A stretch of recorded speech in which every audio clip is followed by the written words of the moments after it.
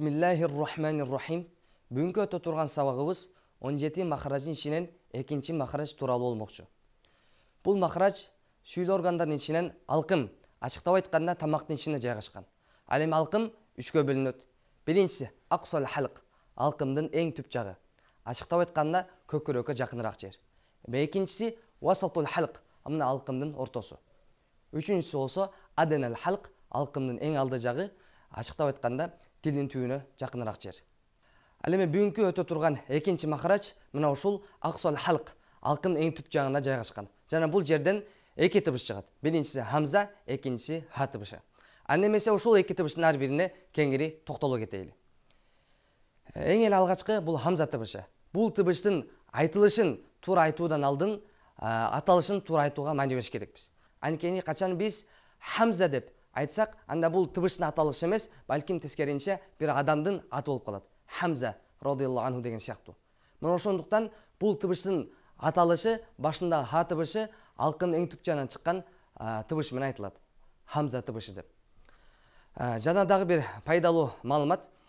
Кайсы тыбыштын кайсы жерден, кайсы махраждан кандайча чыгып жатканын билүүнү кааласаңыз, анда ал тыбышка алгач сүкүн берип туруп, андан мурда аракеттүү тыбышты коюп көрүш керекпиз. Мына ошол учурда сиз айтып жаткан тыбыш кайсы махраждан кандайча чыгып жаткандыгы анык так биле аласыз дагы, түшүнө алабыз. Мына ошондуктан биз ар бир тыбыштын аракеттүү жана сүкүндүү учурларын, мисалдарын айтып өтөбүз. Хамза тыбышы алкым эң түп жагы, тагыраак айтканда көкүрөк жакыныраак жерден чыгат. Жана бул тыбышты сүкүндүү кылып айткан учурда, мына алкымдагы үн түйүндөрү бири-бирине тиүү менен чыгат. Мисалы, якулун, юминун, жана ошондой эле мусада. Ал эми бул хамза тыбыштын аракет учуру, ошол алкымда жайгашкан үн түйүндөрү бири-биринен ажыроо менен чыгат. Мисалы, аруайта, ахад, жаа, жана башка. Ал эми ушул хамза тыбышынын экинчи шериги ха тыбышы. Бул дагы алкымдын эң түп жагы көкүрөккө жакыныраак жерден жайгашкан, бирок салыштырмалуу хамза тыбышынан ылдыйраак жерде жайгашкан. Ха тыбышын айткан учурда өпкөдөн келе аткан аба сыртка эркин жана жеңил чыгыш керек. Мисалы, сүкүндүү учуру яхди, дина, Аллах. Ал эми аракеттүү учуру Аллаху, хуа, лаху. Негизинен араб тилинде ха тыбышынын үч түрү бар. Биринчиси аксол халктан чыккан, ачыктап айтканда алкымдын эң түп жагынан чыккан ха. Экинчиси алкымдын ортосунан чыккан ха тыбышы, жана үчүнчүсү алкымдын эң алды жагынан чыккан хо тыбышы.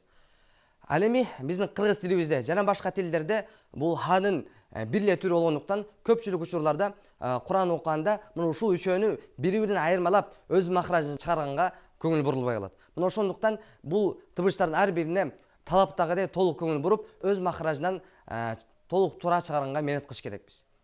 Мына ошондой бүгүнкү сабагыбызда биз хамза жана ха тыбыштары менен кеңири таанышып өттүк. Жана кийинки сабакка чейин үй тапшырмага ушул хамза менен жана ошондой эле ха тыбышы менен келген сөздөрдү көп айтып менет кылуубуз берилет.